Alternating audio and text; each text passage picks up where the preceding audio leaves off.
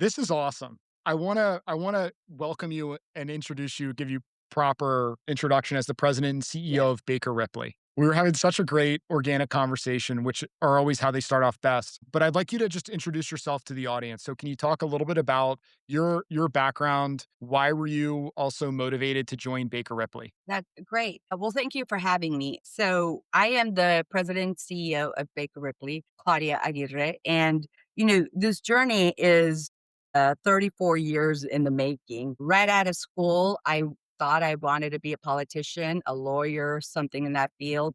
Went straight into working for the mayor of Houston. One day, I was asked to go to a high school to talk about politics and community organization, and it was an alternative high school. And after the talk, I stayed talking to them, to the kiddos, and started to learn, their stories and how one or two missteps took them on this route to alternative school or even dropping out of high school. And it just stayed with me for a long time. And one day I just went to City Hall and said, bye, I'm quitting.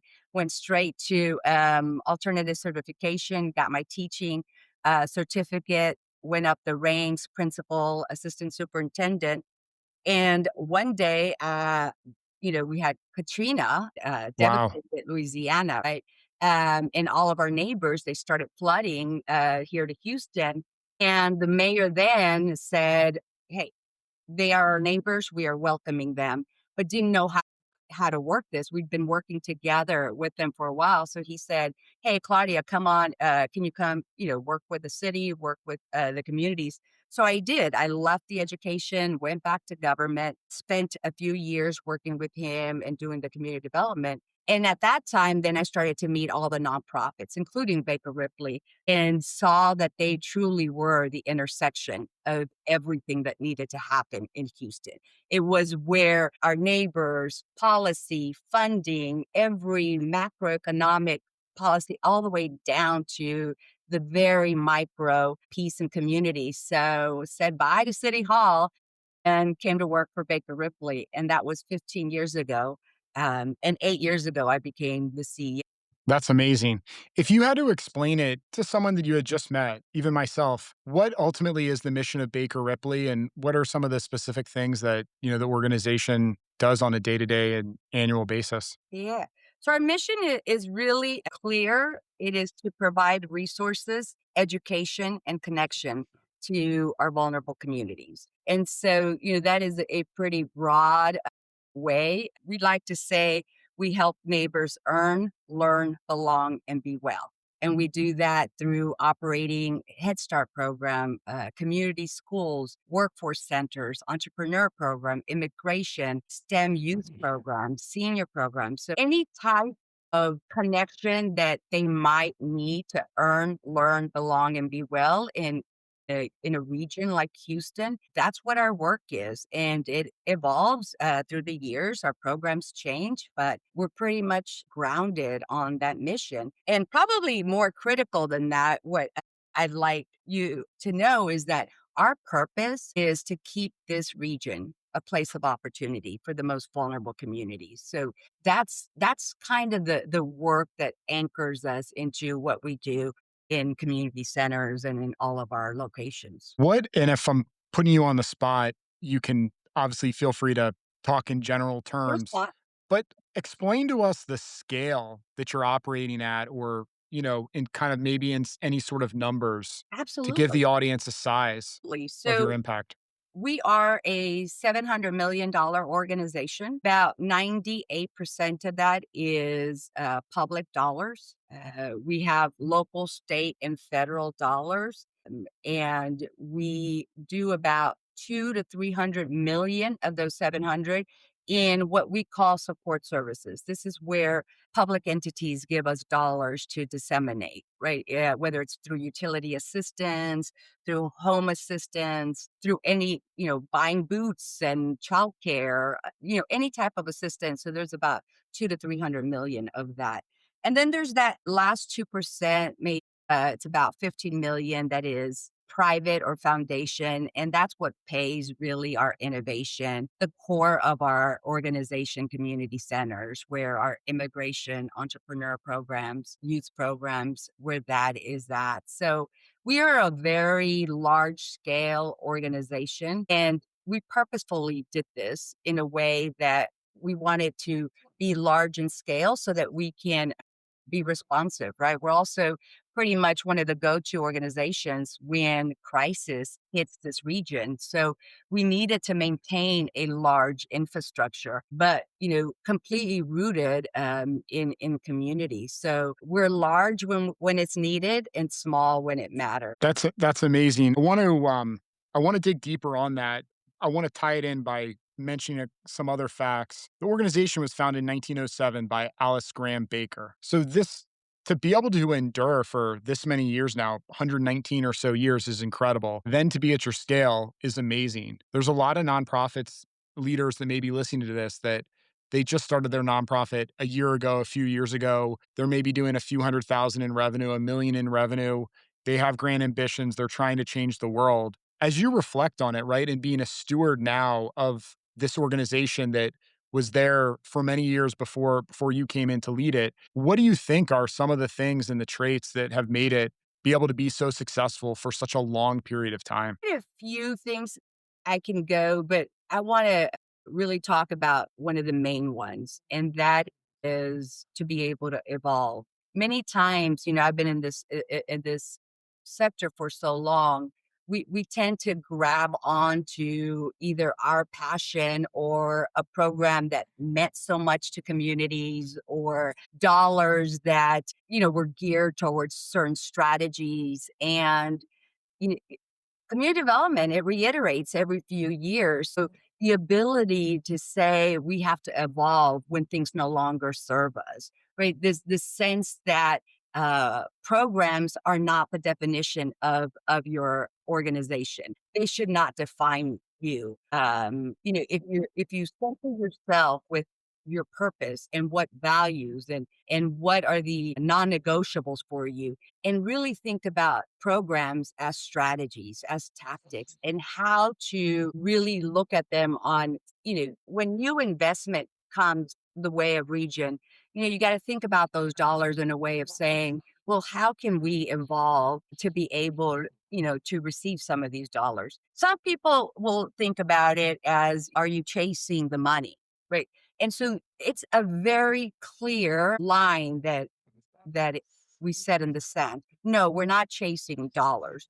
What we're doing is we are being attentive to what the region investment looks like.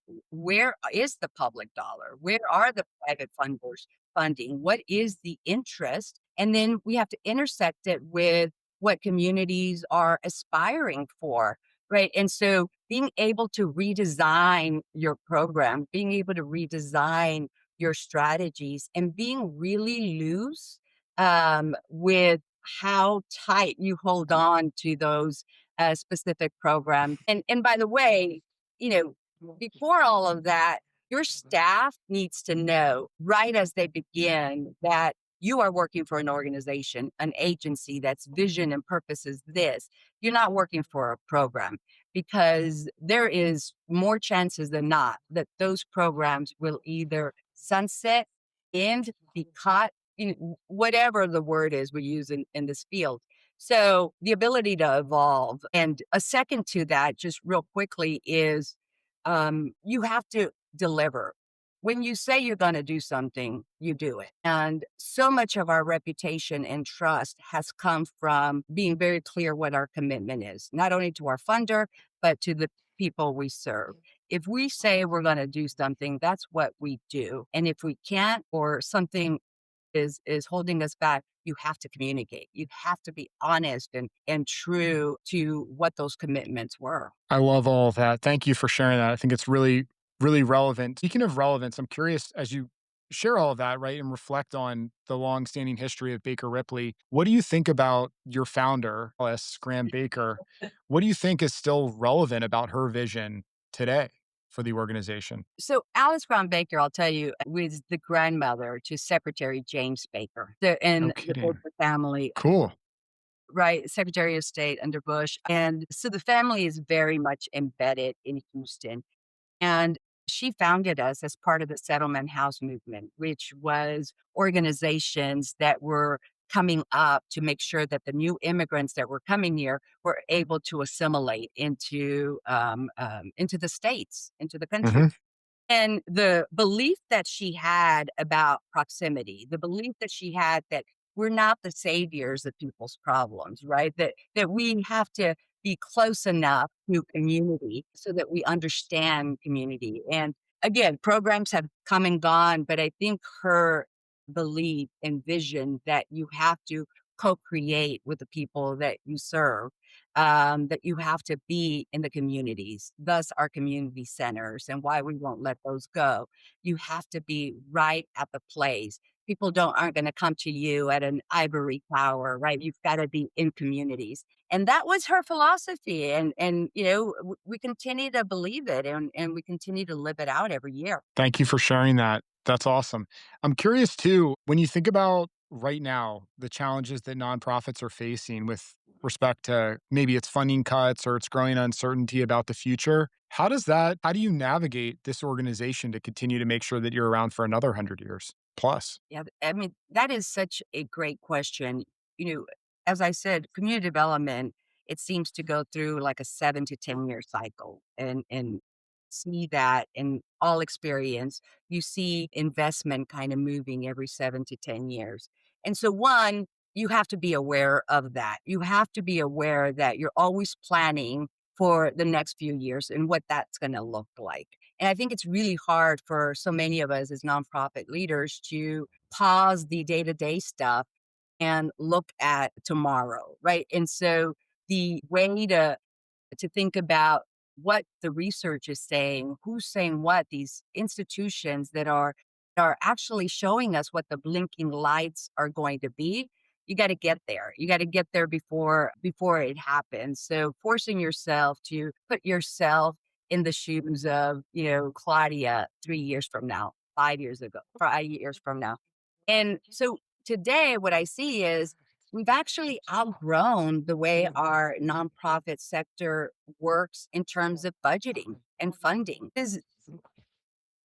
It is no fault of anyone. This is just the reality. So many nonprofit leaders can agree. This is the reality. It changes, right? And it goes in cycles. And we just got out of COVID, you know, 4 or 5 years, however long you want to call that COVID phenomenon, where the way dollars were coming to organizations was very linear. It was go help homes, with rent, go do assistance, go do, it was all about basic needs and very critical. And so when those linear investments come in, your programs and your agency starts to reflect those linear lines. Some people call them silos. I don't see siloed as a bad word. I just think that there's always, there's room and time for everything. But so we're coming out of that era where the investment is linear. So tomorrow, what that's going to look like is you've got to go see who's doing the work that supports yours. We set this year, this is the year of collaboration. This is the year of partnerships. We have them. Look at this. We're collaborating. Exactly. We got you here. This is great. It isn't whether, do you find a partner that does the same work as you do. It's really much more clear of who are the folks that are going to share in that ROI, who are the folks that actually believe that the deliverable you need is, the same, and you have to start thinking about it in a more holistic. There is not enough funding for all of us. There isn't. There's just not enough money to do all the work that we do, right? We are scrappy, but you cannot scrap and strap yourself into the future with the way we are, where we were the last few years. So, and you see it through the daily interaction, and I'm sure, the listeners do too. There's a lot of conversation out there. There's a lot of convenings now, probably more than I've ever seen in the history of this work.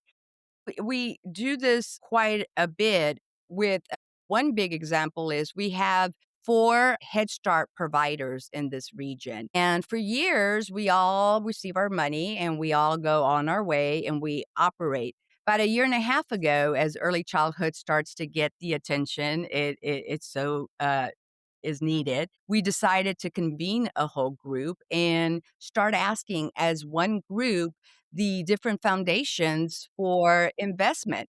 And the investment that we were going for was there is those life that happens issues in families, right? Their car breaks down, they need groceries, they need something for work. And so what we were seeing as providers is this great need. And if we would have stayed in our lane, which is early childhood, go inside classrooms and teach. If you stay in that zone, you're not going to see what's actually out there. So we came together, all 4 providers, and have started to create applications for the different foundations, not as a Baker Ripley, not as individual providers, but as a Head Start network, as an early childhood network. So then foundations can actually fund the work.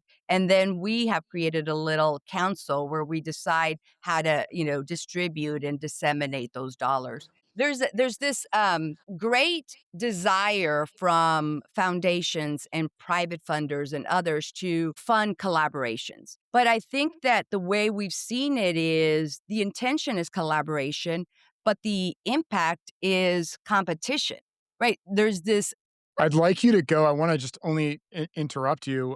Let's spend some time on this because there seems to be so much competition Yeah. instead of co-opetition, really, going on with organizations. Well, and And a lot of people will point to the fund not all, like, look, the especially within the United States, I think last year, I'm gonna be off somewhere, but somewhere over $400 billion was given away, to nonprofit organizations. About 70% or so is from individuals. You've got then corporations, you've got foundations, right?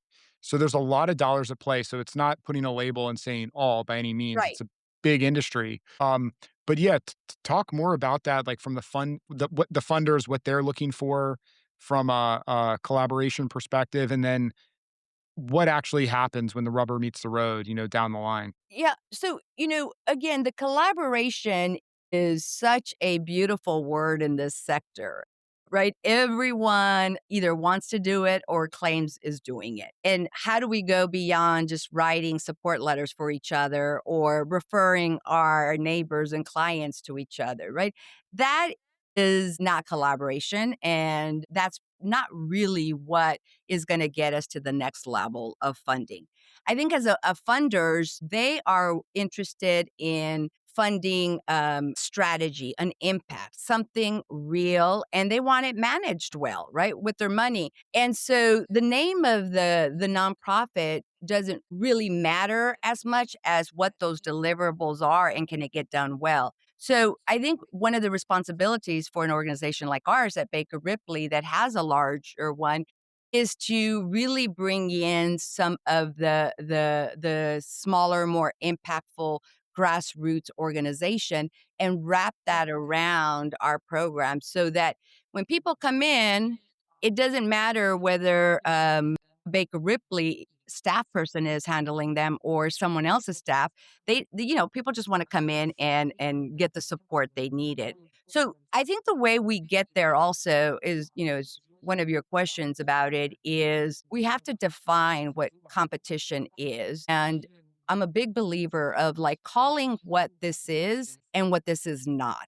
We have to get really clear because there's a lot of talk about collaboration and partnership, but it's not actually at the ground level happening. So leaders, the CEOs, and I'll tell you, it's actually in our space, the leaders that it happens less. Many times in the grassroots level, they are figuring out how to work together with different organizations. And so, at leaders, we need to start thinking about how do we talk to our boards? How do we talk to our staff? How do we talk about results that aren't supposed that doesn't have to be focused on an organization? How do we redesign program our programs so that other nonprofits have a big responsibility inside our program, right? And the competition is it's real. I mean, I you were saying earlier the number of nonprofits. We probably have more nonprofits now than at any given time. So we're all trying to be sustainable. There isn't anything wrong with that. What is going to be challenging is that if we don't start to figure out how to get on the pipeline, I keep saying if there's a pipeline, which organization is at what step? Do you come in? What's the handoff? What's the handoff with our neighbors? And I think funders will come along. Funders and public or private, they want results and they want, be good stewards of their dollar. Absolutely. And I think it's always good to put yourself in obviously someone else's shoes, right? And I think this conversation most recently, especially what you're talking about, a lot of times it's around the organization, Yeah. right? But I think the conversation really should be about the need and the mission and the people they're trying to serve. I was showing you our visual symbol that we adopted from what made Amazon successful is thinking about the empty chair in the room and thinking about the customer who you're trying to serve. Yeah. And I'm curious your take on this. This might be controversial, although I don't think it should be. Is that in my experience, the best nonprofit organizations, especially like yours, if it's been able to endure for over 100 years, they're run like a business. And that's not a bad thing, but they're taking the best practices of saying, how do we first get launch? How do we survive? And then how do we figure out how to thrive? That's And right. there's a lot like it is basically free to start a nonprofit, right? So we have every year thousands and thousands of nonprofit organizations that are started, but a lot of times those founders are not doing the research to think about the need first. Hey, what are other organizations that are already doing this in my area? Can I volunteer there? Can I help fundraise for them? Can I go work there? Right. And so I think that that's also something that gets a little bit left out in this conversation. We talk about like there's not enough to go around. Maybe there's not enough to go around for each individual organization, but how can we also like recognize the nonprofit sector as a whole and Yeah. how can it just be more efficient? So I'm curious if you have any Yeah. comments on what I just said. And this is the tough one, as you said. I think there's a balance between uh, a nonprofit that is doing something, a small nonprofit that is doing a niche that needs to happen, and no one else is doing it, right? Filling that niche.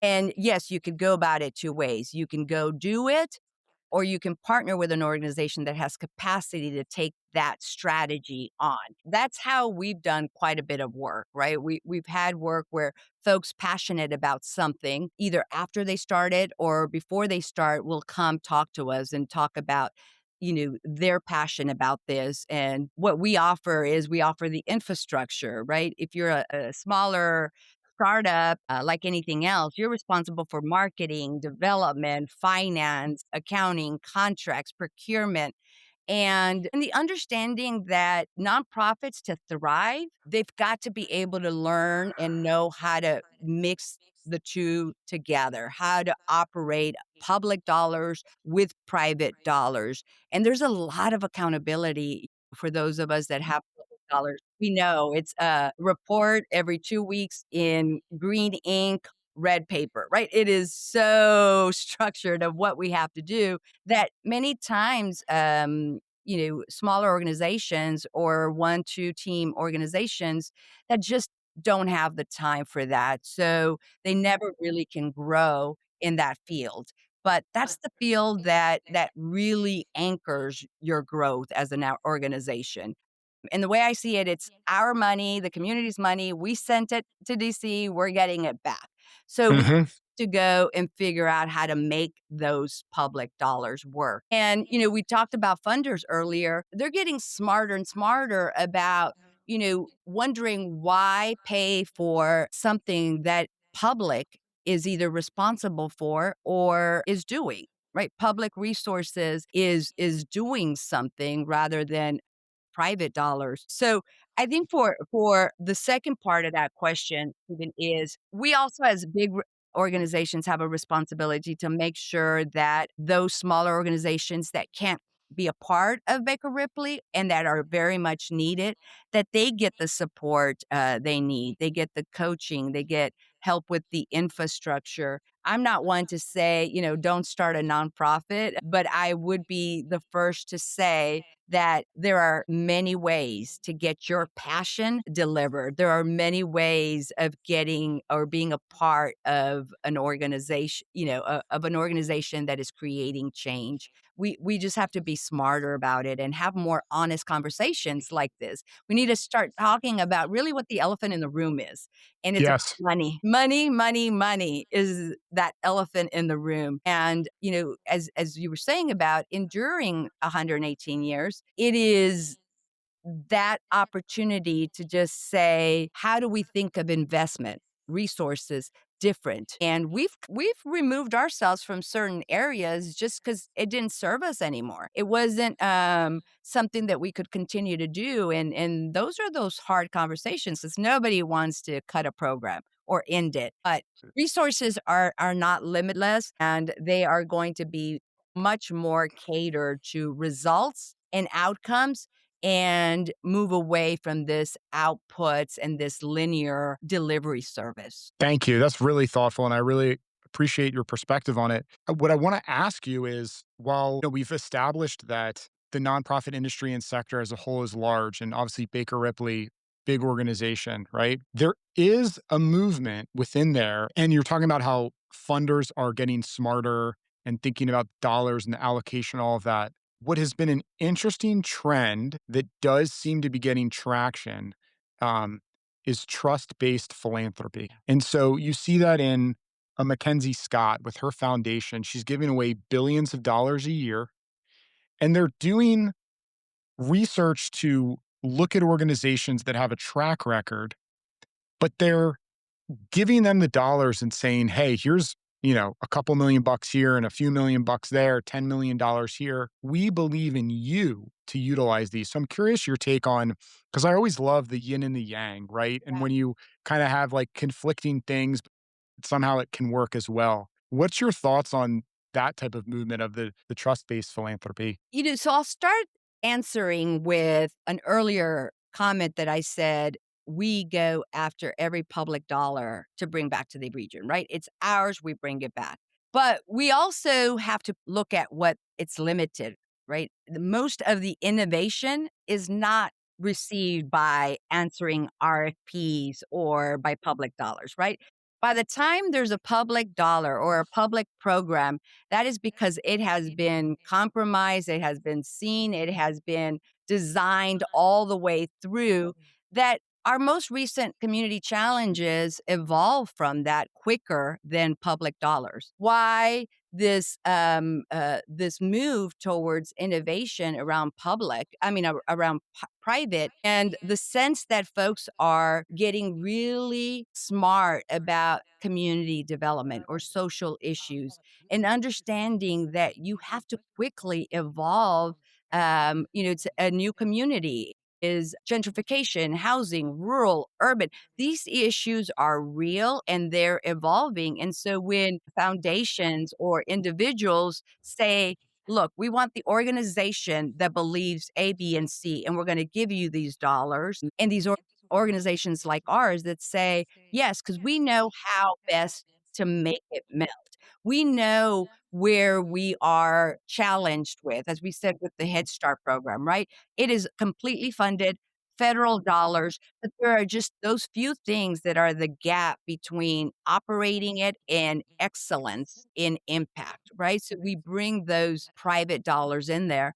And I think the more and more philanthropists and others start to realize that they can get more bang for their buck if their investment is actually value based or based on a principle of what they want, and allow leaders like us to actually draw the lines, actually be able to look at these social issues a different way. I love that. Thank you for sharing that. I appreciate it.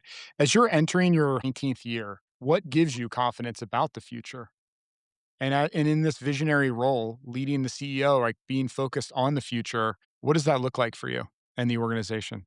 When we talk about workforce and the challenges of the workforce of tomorrow, and I talk to different sectors about their workforce challenges, the one thing I don't see at Baker Ripley or our nonprofit sector is the decline of folks wanting to do this work. We are actually seeing more passionate and compassionate folks, right? If we can get a couple of things better, compensation, more balance, right? Those separate things, but I think what gives me the hope is that every year that we start the new year, the folks on the ground, the people that work for us, the people that come to the community centers, to our programs, who want to work here, they hold the same passion and compassion for this work. And I would even say a bit more, right? So many of these social ills and challenges have really sparked and fueled certain people's decision to go into this work. So I always say we're not limited in our workforce, right? Our challenge of workforce doesn't look the same for others. There is such an interest. And I think that if we hold on to that people are coming in and people are wanting to do this work. And if we can design better staffing privileges and opportunities, I think we're going to be all right. There is such care and compassion with the staff and the folks on the ground that we don't need in those areas. Bridging that, your response to my question to conclude this interview, I'm curious on a somewhat of a personal level from a skill set and the things you've had to cultivate, just getting to know you in this short period of time. You are a really positive, upbeat person. You have a lot of energy. I can see the passion, the enthusiasm. Are there specific things in your life or routines or things you do on a perhaps even a daily basis that make you who you are? Yeah. Yeah, my staff knows that once I start getting irritated, it's time to send her out to the community centers.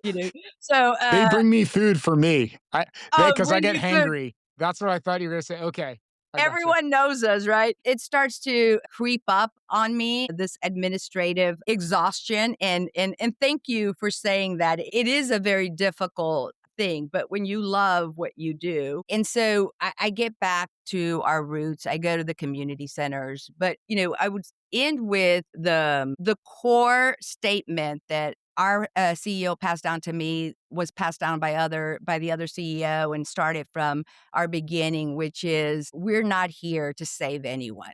We're not the heroes of anybody in our community's story, right? We're not the heroes of their story. And much like our earlier conversation, we are here to facilitate, to disrupt systems that no longer work. We are here to bring, because the one thing we know is that there are the hardworking people. They know what they want. They know what their aspirations are. And they just need us to move a couple of mountains and hills for them, right? So that grounds me in the work where I don't have to have the answers. The weight of the organization is on me, but the weight of the work is not. Everyone's willing to be responsible for that. And if we think about us not only as a business, but as one who is bringing our neighbors along, it's an easier path than trying to be right, trying to get everything done correctly. It it continue it continues to fuel this work and my work in it. That's so beautiful. Thank you so much for sharing that Thank you. specifically, and thank you for being on here as a guest to the Charity Charge show. I greatly appreciate your time, Claudia, and I loved it. joining us. It's amazing to have you, and I wanna give a big shout out to our listeners as well. I'm sure there's a lot of awesome nonprofit leaders and other individuals that are gonna take some lessons from this and be inspired to continue to do great work in their communities. So, thanks again, Claudia, for being That's a right. guest here. Thank you. Thank you so much for having me.